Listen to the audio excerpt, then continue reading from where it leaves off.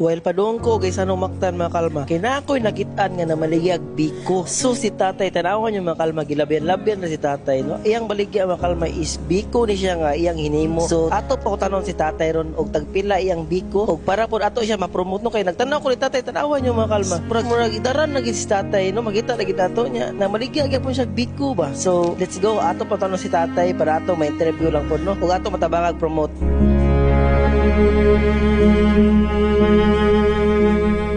So, kumusta mga kalma no? Ato nakitaan si tatay kay murag kapila na ko nangita niya karon ako na timingan.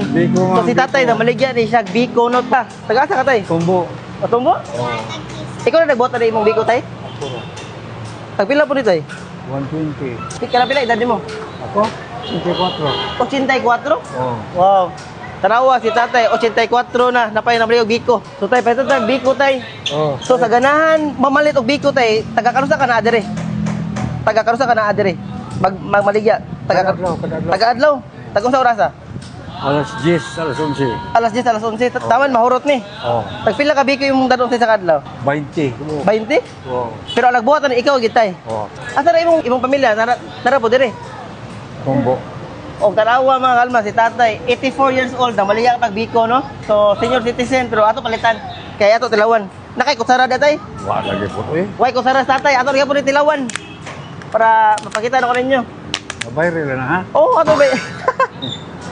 Ato tilawan na wala tay kuanon kutsara. Sara ko matila makinabot ata. Let's see. Biko. Kami ang biko ni tatay.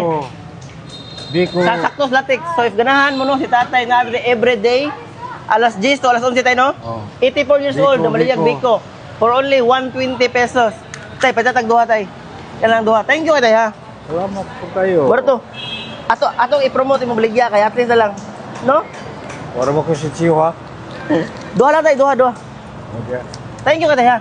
Okay, salamat So, kayo. sabi niya, biko tatay, palitin ninyo. Ato ko mga alma. Thank you tay. Salamat. Maraming